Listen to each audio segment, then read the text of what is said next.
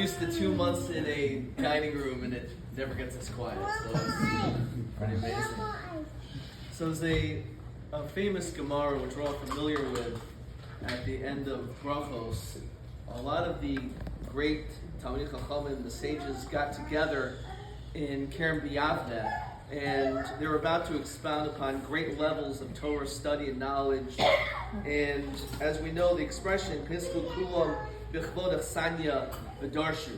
So they began, even though they had so many amazing things to share, they wanted to be able to start off by acknowledging the host. And I thought that was interesting because one could look at these great sages and say they argue about so many things, but they agreed on this. And I think the reason for it is very obvious, and it is because without the host, even though they may have so many great things and so many wonderful things to share, it would not have been possible. It would not be possible without having the host that brought them all together. So, although it's been said before, it cannot be said enough, I'd like to express my appreciation as well as everyone's appreciation to Abba and Ima for bringing us all together at this beautiful, beautiful.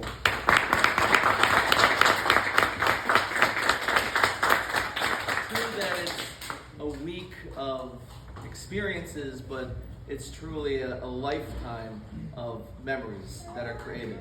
So again, we thank you.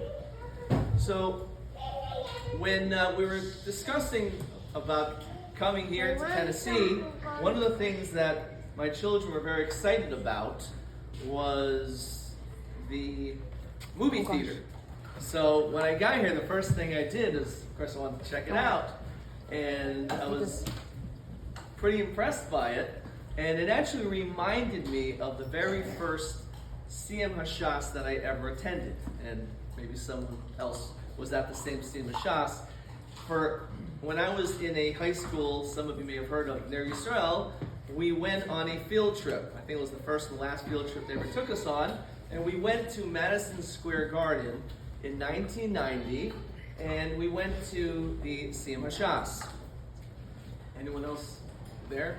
I think I was there. Okay. Sorry I didn't say hi. Oh no, not now. So Rabbi Tendler, he would always give a shmooze that Friday after Shacharis at the end of davening, and he mentioned about how everything in the world can be elevated to something which is spiritual, even the most materialistic of matter.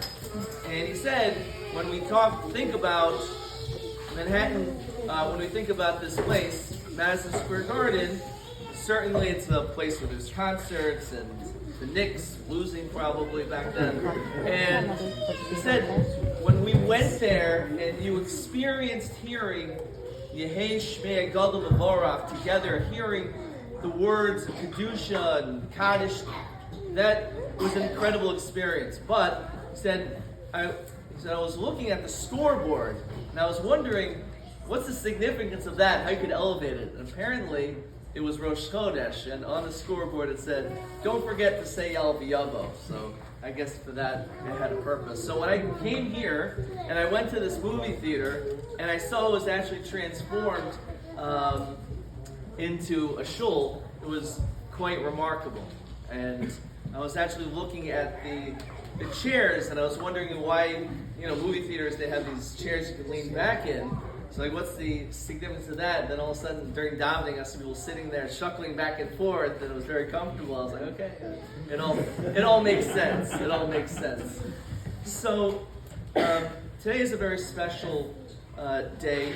In addition to celebrating this very important moment in my life, the Siyum HaShas is also the yard site of Rabbi Mordechai Frankel's father. So it's a great honor that later on in the midst of the meal, we're going to be honored to hear words of Torah from him as well. But just for a few moments, I'd like to share a quick thought before we make the Hadron. And I know I'm very mindful, I probably told you this story before. When I was in Bangor, Maine, I received the greatest piece of advice ever from one of my congregants. One of the things that I'm known for in Bangor is I'm the guy that stopped the chicken wings that were served on Shabbos. So it was not a good situation for me, and I had this congregant who was towering 6'7" over me, and I'll never forget when he pointed a finger like 2 inches from my face, and he said, "Don't ever step between a man and his plate." And that's important advice that I try to think about. Anyway, but I'd like to just for a moment share with you a little bit about the life of Rabbi Akiva and 3 very brief episodes of what took place in his lifetime. So of course we know Rabbi Akiva, he ended up after a transformation of his own, which we'll discuss in a second, and he eventually was able to amass 24,000 students, a tremendous amount of Talmidim, and the reason why, as we're familiar, was because he spent so many years learning. And even after he went for 12 years and he went back, and someone was talking to his wife and she said, "I wish he would continue another 12 years. In fact, he did exactly as was suggested. So we know that afterwards you had this massive amount of people that were learning and listening to him. And his wife finally was about to approach him. Rachel was about to approach the great Rabbi Akiva. And some of the students didn't know who she was. And therefore they were a little bit unsure exactly what to do. Until finally Rabbi Akiva noticed that this woman was his wife, that she was here. And he said, and this is actually a Gemara which we're going to be having in Daf Yomi in just a few more weeks. It's in Ksubos. He said, "Amalahu shavkua, shali v'shalachem shalahu." Leave her, because all the Torah that I have and all the Torah that I teach you, shalahu. It's because of her. It's the support that Rachel has done, all these things to make sure that I became who I am today. And that's also, and hold my calls, by the way. I'd like to, at this time, acknowledge, similar to Rabbi Akiva, that in order to be able to stand here today and to be able to have accomplished what I've accomplished, it's not something which I do because it's myself and to give myself the credit for it. The reality is to have someone who is supportive, such as my wife, Rachel, who encourages me to learn, and sometimes it's for hours doing, where I perhaps could be busy doing other things and helping, but instead of just saying, okay, it's actually encouraged. So I'd like for myself and everyone to please give a round of applause to Siyum HaShas.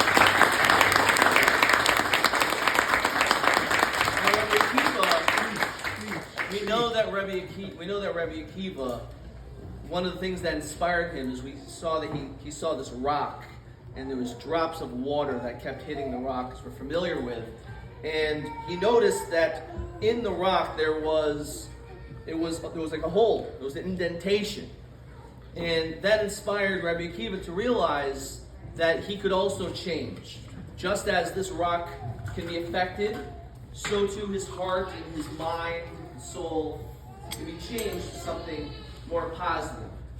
And I think that, to me, it's an important message. I think of that, and I think of Daf Yomi in general, because in order to be able to make an indentation on a rock, you can't just pour water once.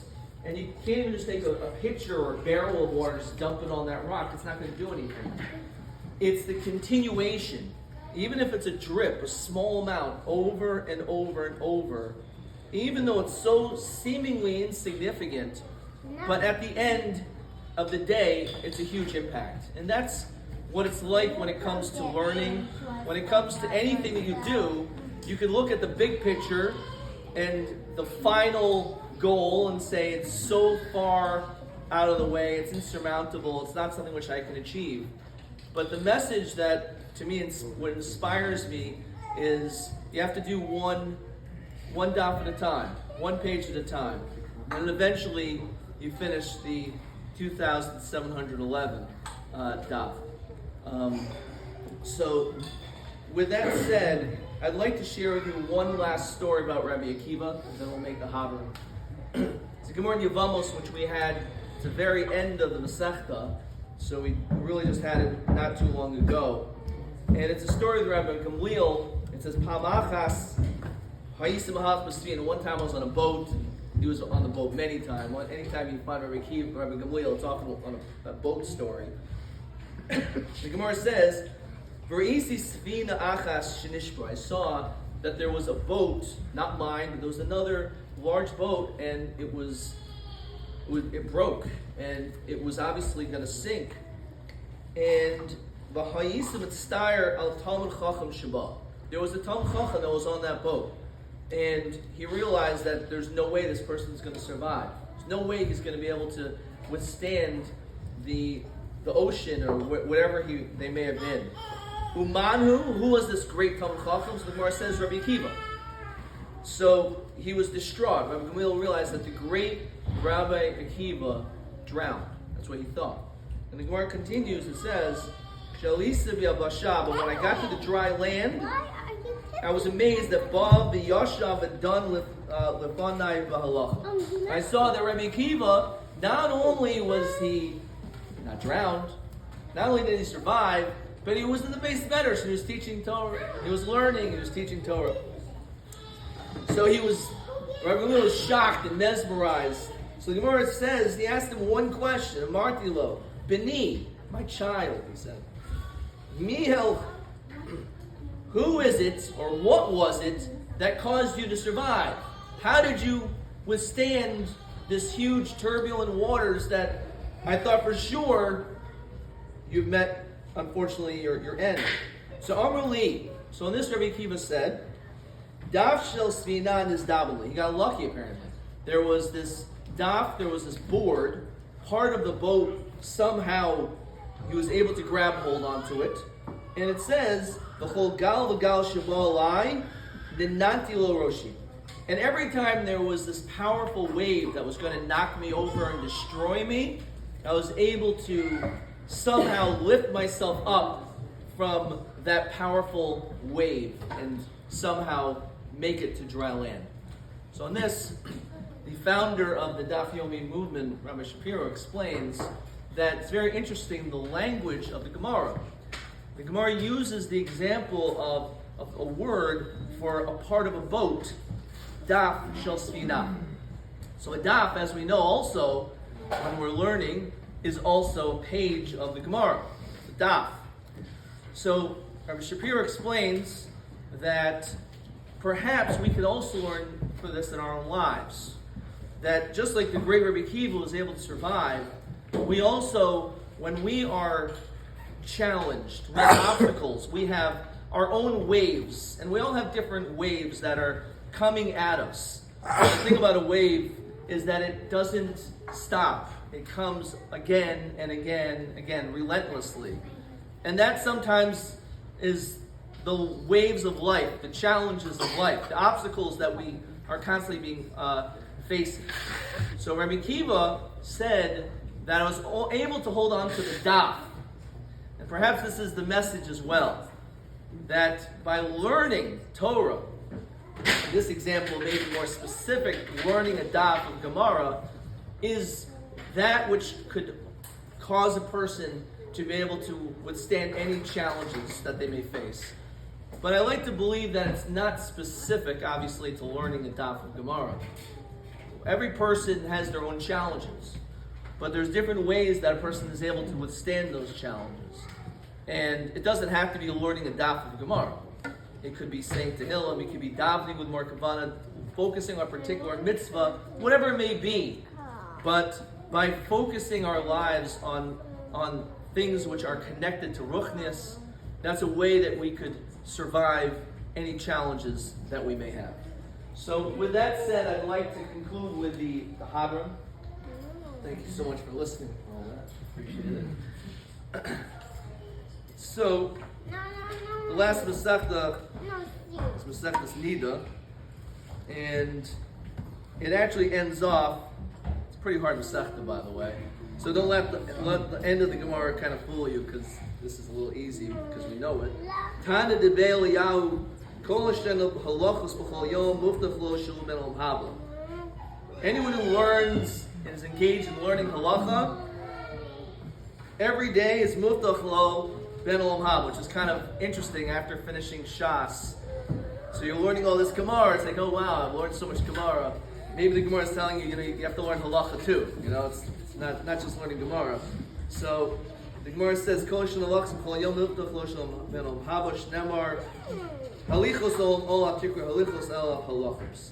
Hangalach tinoikis v'slichula Masechtas Nida v'Talmud Bavli. Hangalach tinoikis v'slichula Masechtas Nida v'Talmud Bavli. Hangalach tinoikis v'slichula Masechtas Nida v'Talmud Bavli. Hangalach Masechtas Nida v'Talmud Bavli. V'Hanochalon v'Hanochalon Daitalam Masechtas Nida v'Talmud Bavli. V'Daitachalon Esnashminach Masechtas Nida v'Talmud Bavli v'Nesnashminan lo b'Amad Demo v'Amad Hanach Masechtas Nida v'Talmud Bavli v'Hadrachalon Daitalon Masechtas Nida v'Talmud Bavli v'Daitachalon Esnashminan Masechtas Nida v'Talmud Bavli v'Nesnashminan lo b'Amad Demo Hanach Masechtas Nida v'Talmud Bavli v'Hadrachalon Daitalon Masechtas Nida v'Talmud Bavli Daitachalon Esnashminan Masechtas Nida v'Talmud Bavli v'Nesnashminan lo b'Amad Demo lo b'Amad Asi Ritzum Ofnacha v'Alheinu v'Hevosenu Shetehei Toraschom Nasenu Yom Hazeh Tehei Imonu Yom Haba Chanina bar Papa Rami bar Papa Nachman bar Papa Achai bar Papa Abamori bar Papa Rafram bar Papa Rachish bar Papa Surcha bar Papa Da bar Papa Dor bar Papa Reb Noad Alheinu Estiri Torascha Bafinu Bafio Samcha Beis Yisrael V'Nia Chalanu Anachnu V'Sei V'Sei Amcha Beis Yisrael Chalanu Yodei Shemecha V'Lomdei Sorosecha V'Yoi Vayz L'Chachmeni Mitzvosecha Ki L'Olam Hili V'Hi Libi Samni B'Chukecha Man Lo Ebosh L'Olam Lo Eshkach B'Kudecha Yivam Chisani Baruch Atzor Adonai L'Amdenu Chukecha Meno Men Menzel V'Ed Modim Anachnu V'Necha Ma'el Hinu V'Hevosenu Shesamcha L'Chenu Meyoshvei Beis Medrash Lo Samcha L'Chenu Meyoshvei Koronois Shona Mashkim V'Hema Mashkim Anu Mashkim V'Dibri Torah V'Hem Mashkim V'Bar B'Talin Anu Mel V'Hema Mel Anu Mel V'Kamam Sachar V'Hema Mel V'Hema Sachar Anu Rotzim V'Hem Rotzim Anu Rotzim V'Cham Haba V'Hem Rotzim V'Ber Shacha Shnemar V'Yatal Him Todim V'Ber Shacha Sanchi Domim Mirmo V'Yachsu Yemenim V'Ani Yafnach Bach Yirtzim V'Fnacha Adonai Elhai Kishem Shazar Tiny L'Sayim V'Sechnes Nida V'Talmud Bavli Kein Tasvinu Haskel V'Sechnes Zmor Machem V'Lusayim V'Lum L'Am L'Ishmer V'Lasas Chaim Eskul V'Yom Torah Sach V'Yavah V'Schus Kol Atanoim V'Hamoroim V'Sam V'Chachamim Yom L'Li Zari Shlo Somo Shachtorah V'Pi Zari Zari V'Oil V'Skayin Li V'Zlachtach Gadcha V'Yisach V'Shach B'Cha Tishmor Molecha V'Kisef V'Kis V'Kecha Kivu V'Yemech V'Yosif L'Cha Shnos Chaim Adonai Erech Yomim V'Yaminu V'Yisach V'Kavod V'Yos V'Yamoi Kain Adonai V'Yech V'Salom V'Shalom